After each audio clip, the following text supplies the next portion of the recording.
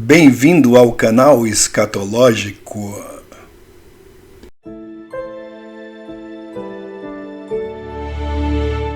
Bom, pessoal, hoje eu me dei conta da importância do trabalho que nós fazemos aqui, tá?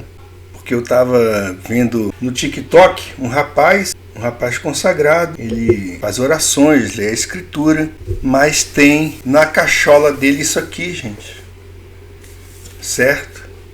Como sendo a realidade da criação de Deus. A terra bola que gira no espaço, a conquista da lua, tá aqui, ó. Olha a conquista da lua aí, pessoal, aí, ó. Aí ele acha que tudo isso aqui é verdade, ó. Ele acha que isso é verdadeiro. Porque vejam só, o cara pegou aquela passagem, gente, que fala sobre a lua de sangue, né? O cara pegou aquela passagem que se encontra em Joel capítulo 2, versículo 31. O sol se converterá em trevas e a lua em sangue, antes que venha o grande e terrível dia do Senhor. Essa passagem também é mencionada em Atos 2:20 e em Apocalipse 6:12, que diz que, em havendo aberto o sexto selo, olhei e eis que houve um grande tremor de terra, e o sol tornou-se negro como saco de cilício, e a lua tornou-se como sangue. E aí o cara me vem com essa, gente. Olha, a NASA já construiu um foguete, isso ele falando, vai lançar até a Lua esse foguete porque eles encontraram água na Lua. E eles vão lá então cavar o terreno lunar para encontrar essa água. Essa água em estado líquido.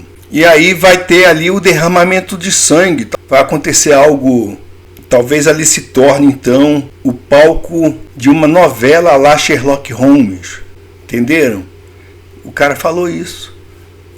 E eu lá na live dele falando, não, meu amigo, a lua é um luminar, a lua não é feita de rocha, não se pode ir até a lua é um plasma cósmico, é uma lâmpada, ela tem luz própria, segundo Jesus Cristo mesmo disse, mas também não sei se ele respondeu, que eu saí logo daquilo ali. Eu saí logo da live, tá? Mas vocês podem ver como as pessoas estão interpretando a escritura a partir disso aqui, gente. A partir do ensinamento falso. Tá aqui, ó. Os caras mostrando crateras na lua. É como a lua fosse rocha, né? Desse jeito aqui. A Via Láctea. Mostra aqui a Via Láctea. A geografia da Via Láctea. Aí fala sobre as supernovas, como as estrelas nascem. Então é muito importante isso aqui, porque aqueles que Deus abrir a mente irão continuar o nosso trabalho, certo? Porque essa visão, gente, essa visão sobre a cosmologia bíblica, isso tem a ver com o espiritual. É algo espiritual. Se o Espírito de Deus não limpar a mente da pessoa dessas crendices de universo, não adianta, meu amigo. Ele vai ser escravo da NASA o resto da vida. E é isso que eles querem. É isso que o diabo quer. Ele quer a sua mente. Ele deseja a sua mente. Não entregue a sua mente para a NASA, tá? Bom, pessoal, se vocês pegarem aqui essa Good News Bible, tá? Bíblia de Estudo, Good News Bible, é essa Bíblia aqui que inspirou a nova tradução na linguagem de hoje, antiga tradução na linguagem de hoje, da Sociedade Bíblica do Brasil. O primeiro versículo dessa Bíblia é um engano, tá? No começo, quando Deus criou o universo. Bereshit bara Elohim et hashamayim ve'et haaretz. A Bíblia não fala universo, tá? Gente, o que é isso, né? O que é isso? Isso é a tradução de Bereshit bara Elohim et hashamayim ve'et haaretz. E esses produtores de versões bíblicas, tá? Eles erram grandemente, tá? Quando presumem, e muita gente presume isso, tá? E geralmente nós presumimos saber o que Deus quer dizer em sua revelação escrita. Se ao fazermos isso, deixarmos de comparar a escritura com a escritura. É, portanto, uma presunção. E eles não comparam escritura com escritura.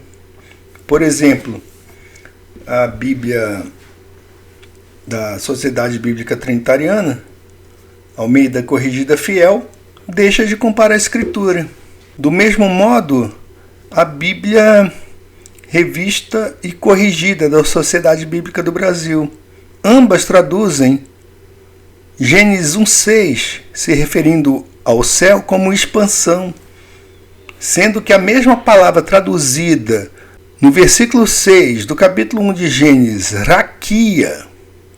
raquia, que é a palavra que eles traduzem como expansão, essa mesma palavra se encontra em Salmos 19:1, que afirma que os céus proclamam a glória de Deus e o firmamento anuncia a obra de suas mãos.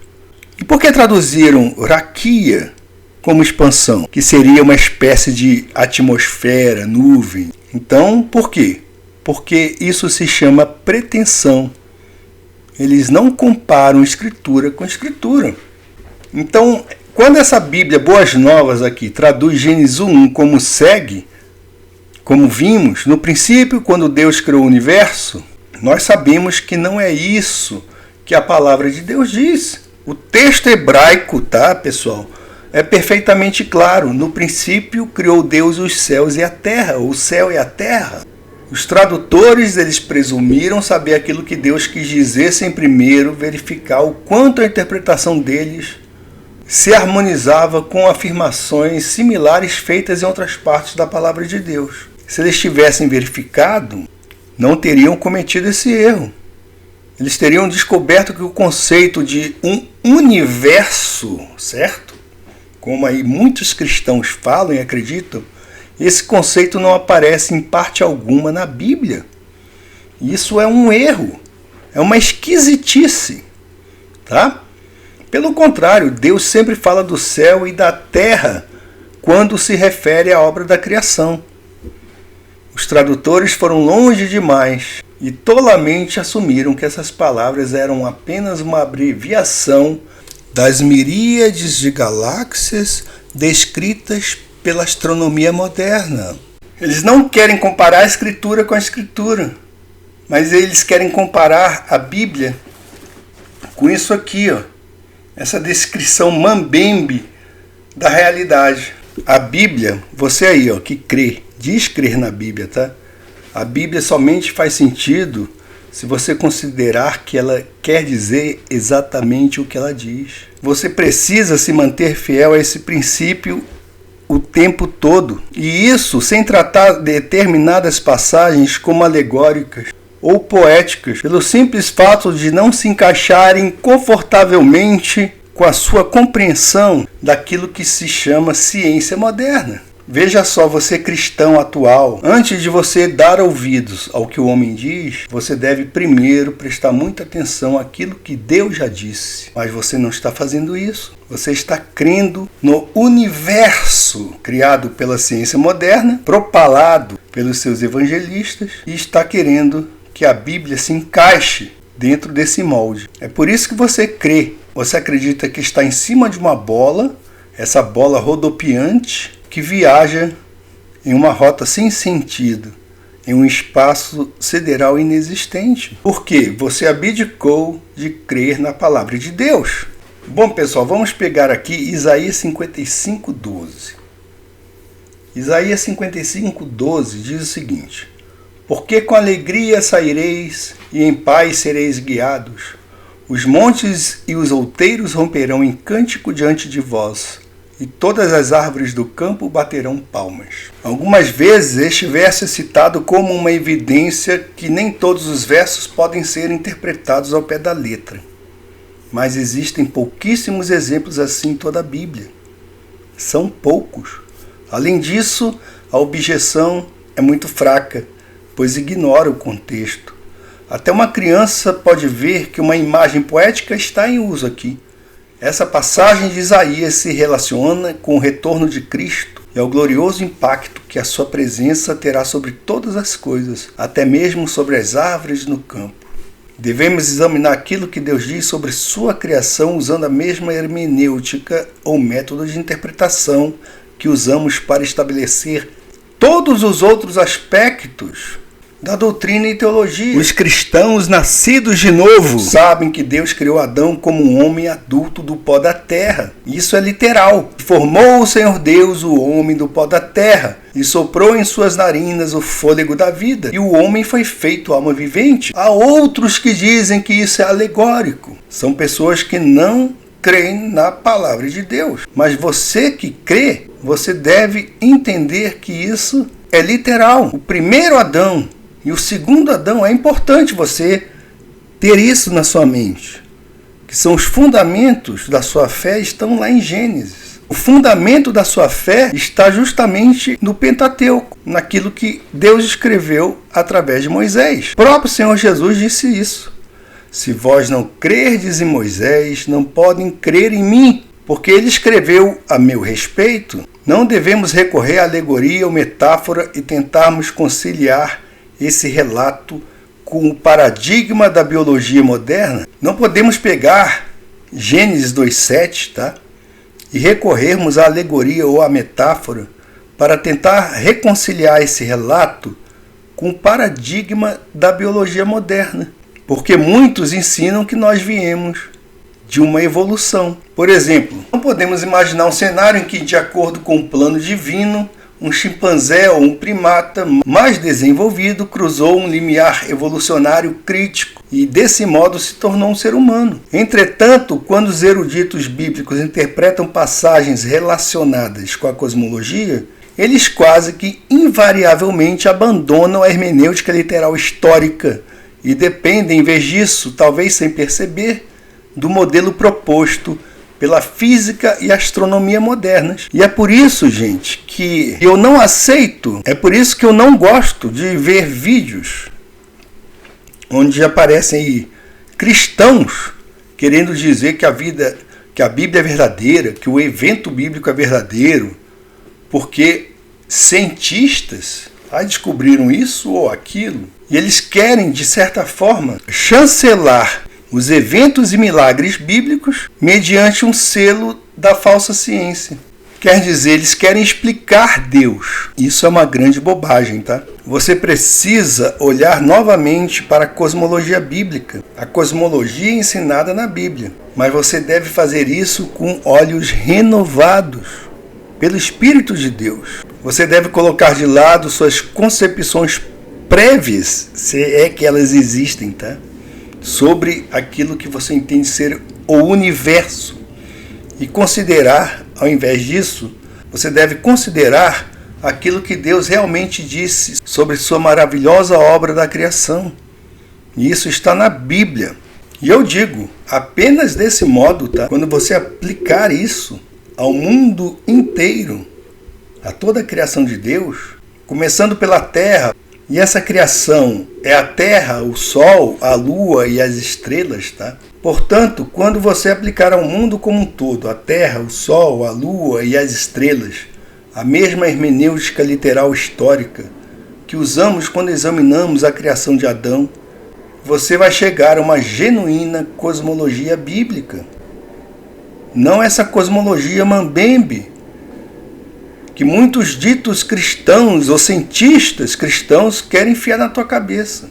Por exemplo, muitos criacionistas, certo? Que questionaram as teorias científicas que prevaleciam a respeito do dilúvio e da idade da Terra, muitos deles acreditam na Terra bola, acreditam na astronomia moderna. Eles estão sendo, com certeza, contraditórios. Acontece, gente, que os eruditos bíblicos modernos, eles esqueceram de ir a fundo na cosmologia bíblica. Eles tomaram automaticamente como verdadeiro o modelo proposto pela ciência moderna. E depois, como eles tomaram isso na cabeça deles como sendo verdadeiro, tentaram harmonizar as passagens das Escrituras que tratam da criação com esse modelo. E assim eles abdicaram da força da própria Escritura. Ora, se os criacionistas da década de 50 nos permitiram, pela sua abordagem, mostrar o charlatanismo do darwinismo e a fantasia e pura fraude na qual ele está baseado, por que não fizeram isso? Porque se negaram a aceitar a descrição bíblica da realidade na qual vivem. Porque se você considera aquilo que Deus diz em sua palavra, você vai descobrir que o mundo é muito diferente do modelo retratado pela NASA. Olha, esse vídeo é para você que crê na Bíblia. Se você é um ateu, por favor, vai assistir um vídeo aí da Xuxa, tá? Mas se você crê na Bíblia e esse assunto lhe interessa, deixe o seu like, compartilhe e permaneça aqui no vídeo, tá? Será útil para você. Vamos apresentar então as passagens bíblicas relevantes sobre esse tema da cosmologia bíblica. E você deve julgar por si mesmo aquilo que Deus está descrevendo em sua palavra, tá? Por exemplo, a Bíblia fala sobre os fundamentos da Terra. Os fundamentos da Terra. E essa noção do fundamento da Terra tem um impacto direto sobre como devemos interpretar outros versículos importantes sobre a criação. E aqui a palavra criação se refere a tudo o que o Senhor Deus criou. Tudo que Ele fez e construiu nos 4 primeiros dias da criação. A terra, as águas, o firmamento, os céus, o sol, a lua e as estrelas. Somente quando você compreender como esses vários elementos se encaixam juntos um com o outro, de acordo com a palavra de Deus, não de acordo com a fraude da moderna astronomia, você vai poder dizer e afirmar que temos uma cosmologia bíblica ou um modelo correto da criação. Se você é um ateu que acha que veio de um peido cósmico, vai assistir um filmezinho da Xuxa, tá bom?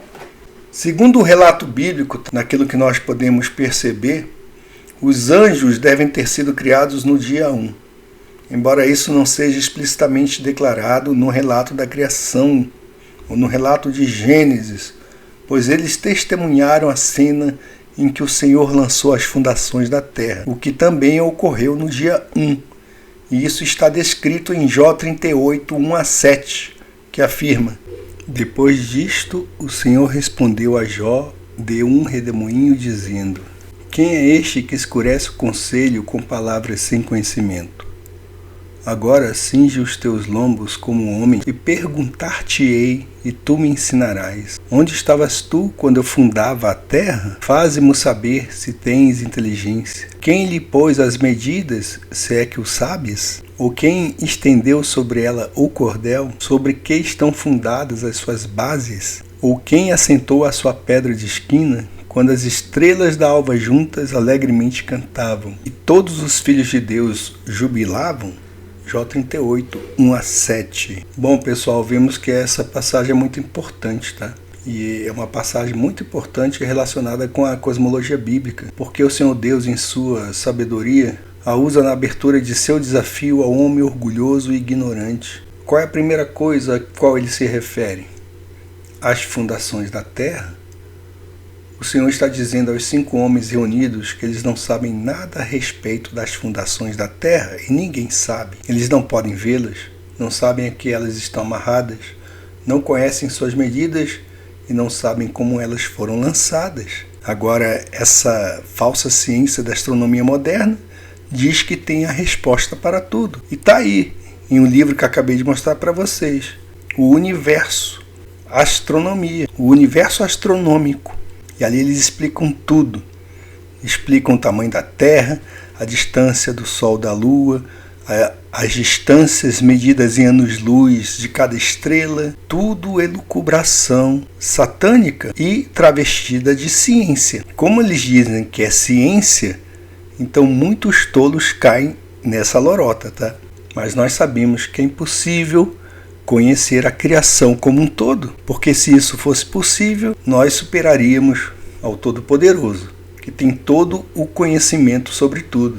E a palavra hebraica para fundações é iakad, e significa fundar, fixar, estabelecer, lançar o alicerce. O Senhor, na sua palavra, está nos dizer que a terra tem fundações e que elas são reais, substanciais e extensas, tá? Elas também têm uma pedra de esquina. Sem essas fundações, a terra não teria suporte. E a terra é imóvel, mas não podemos ver os seus fundamentos. Ninguém pode ver. Quando os cientistas eles dizem que, como Carl Sagan falava, o universo é tudo o que existe, existiu ou existirá. Ele dizia o cosmos, né? O cosmos é tudo que existe, existiu ou existirá. Primeiro que ele não estava lá, dentro da sua concepção cientificista, religiosa, dogmática, ele não estava lá para comprovar essa afirmação. Isso aí é uma afirmação dogmática e que deve ser aceita pela fé. E eu prefiro colocar a minha fé na palavra de Deus, tá? Aliás, a verdadeira fé vem de Deus. Não é possível você crer, entender, receber e aceitar a descrição da cosmologia bíblica se Deus não estiver na sua mente, se ele não controlar a sua mente, tá? Porque se ele não controla, você vai buscar outros caminhos e vai crer no universo, tá? Por exemplo, quando Deus fala a respeito de Jerusalém no milênio, o Senhor usa novamente Iacade para dizer fundações reais. Tu, oprimida, arrojada, com a tormenta e desconsolada, eis que eu assentarei as tuas pedras com todo o ornamento, e te fundarei sobre as safiras. Isaías 54:11. Esse evento profetizado é novamente mencionado no livro do Apocalipse. Os fundamentos do muro da cidade estavam adornados de toda pedra preciosa. O primeiro fundamento era jaspe, o segundo safira, o terceiro calcedônia, o quarto esmeralda. Apocalipse 21:19. Como a terra tem fundações reais, ela ficaria exposta a um grande trauma se essas fundações fossem abaladas. Em Isaías 24, versículo 18, segunda parte diz: porque as janelas do alto estão abertas e os fundamentos da terra tremem. Isaías se refere à grande tribulação, quando o Senhor vai trazer grande e terrível julgamento sobre a terra. Na verdade, é somente em tempos de julgamento, pela expressa vontade de Deus, que os fundamentos da terra são, de certa maneira, abalados. Em todos os outros tempos, os fundamentos da terra são imóveis. Salmos 104:5, que muito comentarista aí, você pode pegar qualquer comentário de qualquer bíblica comentada de estudo, tá? Eles vão dizer que isso é apenas poético. Salmos 104:5 diz: lançou os fundamentos da terra. Ela não vai vacilar em tempo algum. O Senhor reina, está vestido de majestade. O Senhor se revestiu e se cingiu de poder. O mundo também está firmado e não poderá vacilar. Salmos 93:1. 1 Crônicas 16:30 diz: trema perante ele, trema toda a terra, pois o mundo se firmará para que não se abale. Porque assim diz o Senhor que tem criado os céus, o Deus que formou a terra e a fez. Ele a confirmou, não a criou vazia, mas a formou para que fosse habitada. Eu sou o Senhor e não há outro. Isaías 45:18. Nenhuma referência é feita em parte alguma da palavra de Deus aos fundamentos do sol, da lua ou das estrelas. Os únicos outros fundamentos entre as obras da criação são os fundamentos do céu. Então se abalou e tremeu a terra. Os fundamentos dos céus se moveram e abalaram, porque ele, Deus, se irou. 2 Samuel 22:8. As colunas do céu tremem e se espantam da sua ameaça. Jó 26:11. A palavra de Deus também faz menção aos alicerces da terra.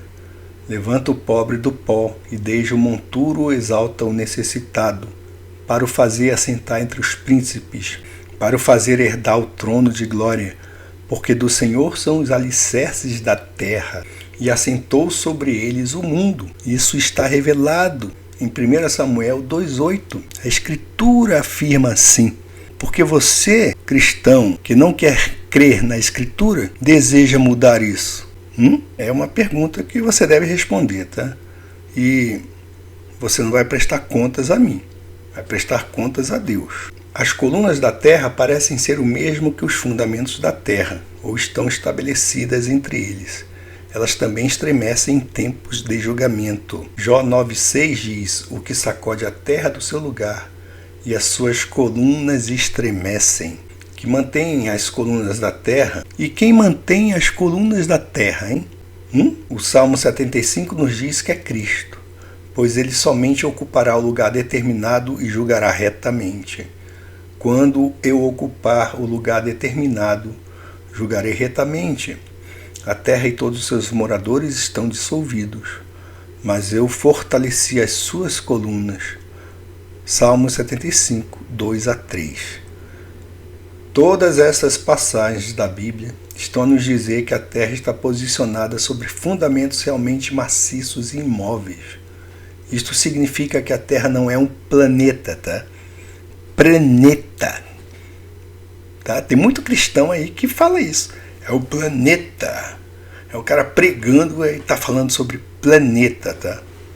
Isso é uma heresia que enfiaram na tua cabeça, tá? É uma heresia. Porque a cosmologia bíblica, meu amigo, faz parte da doutrina bíblica. Então, se você crê que está no universo aí, no espaço sideral, você é um herege, queira ou não queira, tá? Você é um herege, você nega a escritura. Tá? A Terra não é um planeta e tampouco é uma esfera. Ela não se move pelo espaço, não orbita em torno do Sol e também não gira em seu próprio eixo.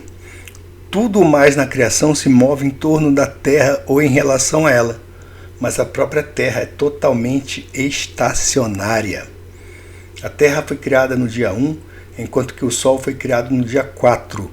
O primado cosmológico da Terra foi definido desde o início.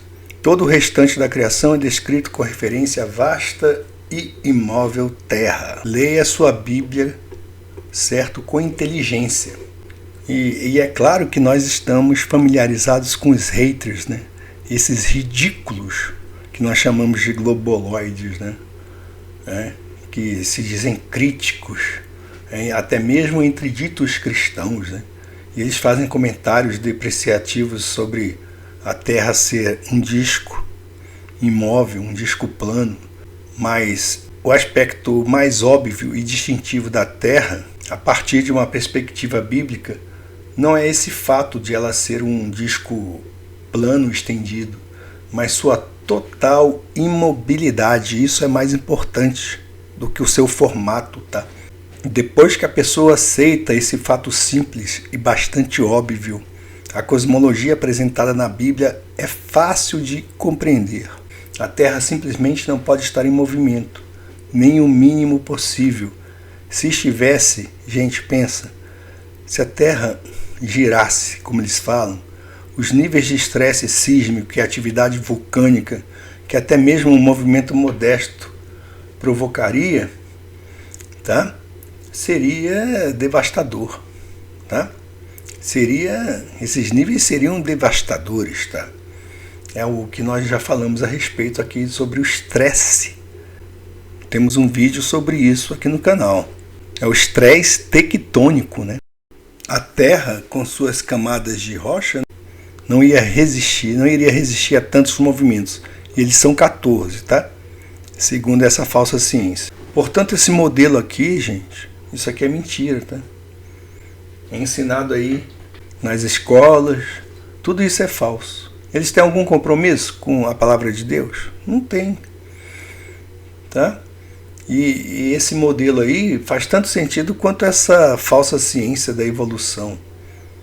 E foi concebido justamente, né, e é promovido pelas mesmas pessoas, certo, que acreditam na evolução, zombam da palavra de Deus e tem o mesmo propósito, afastar você de apreciar a verdadeira criação e se achegar mais a Deus por causa disso.